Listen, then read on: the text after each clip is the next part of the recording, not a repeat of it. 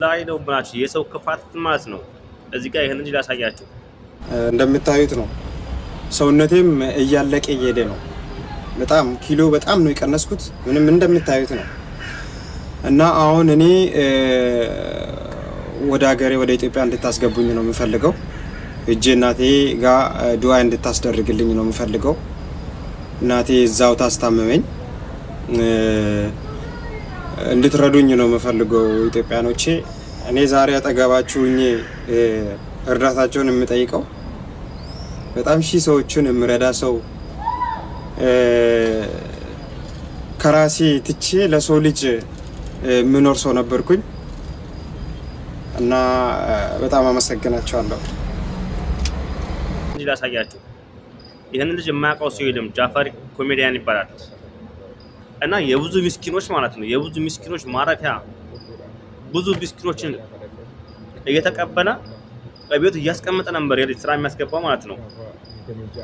እና በጣም የሚገርማችሁ ነገር አሁን ላይ ከተወሰነ ጊዜ በፊት ከሚዲያ ላይ ጠፍቷልና ይሄን ልጅ ቤቱ የሚያስቀምጣቸው እሱ የሚንከባከባቸው ሰዎች ሲራ አስደርገውበት ማለት ነው። በቃ በሽተኛ ሆኗል እንደምታውቁት ማለት ነው። ሲራ አስደርገውበት የራሱ ጓደኞች ራሱ የተቀበላቸው ሰዎች ራሱ ካጎኑ ያረጋቸው ሰዎች ሲራ አስደርገውበት ማለት ነው። በጣም እያመመው ነው እና አሁን አገር ለመግባት እሱ ሰው ተቀባይ ነበር። አሁን ግን ተመልሶ ሰውን እየጠየቀ ነው እርዳታ ይሄ ልጅ ማለት ነው። እና የኛ ሰዎች ክፋት ግን ለምን ነው እንደዚህ እስከ ጥግ ሄደው? እኔ በጣም ነው ውስጥ የነካኝ የዚህ ልጅ እንትን ማለት ነው። በሰው ልጅ ላይ ይሄን ያክል ጭካኔ ይሄን ያክል ግፍ መስራት ለምንድን ነው ግን እንደዚህ የሚሆነው? ሰው ዳስ መርዳት ባትችል እንኳን ሰው መርዳት ባይችል እንኳን ለምንድን ነው በሰው ላይ ክፋት የሚያደርገው? ሰላም፣ እንዴት ናችሁ ውድ ኢትዮጵያውያኖች? ይህ ነገር ብዙ ሰዎች እንዲሰማም አልፈለኩም ነበረ። ለዛ ነው በኦሮምኛ የሰራሁት።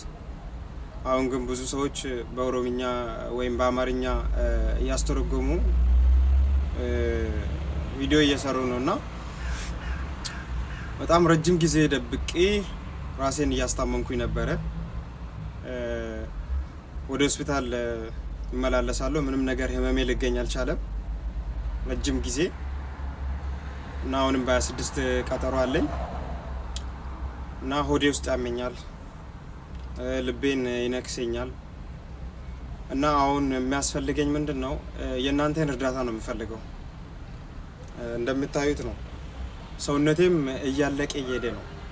በጣም ኪሎ በጣም ነው የቀነስኩት። ምንም እንደምታዩት ነው እና አሁን እኔ ወደ ሀገሬ ወደ ኢትዮጵያ እንድታስገቡኝ ነው የምፈልገው። እጄ እናቴ ጋር ዱዓ እንድታስደርግልኝ ነው የምፈልገው። እናቴ እዛው ታስታመመኝ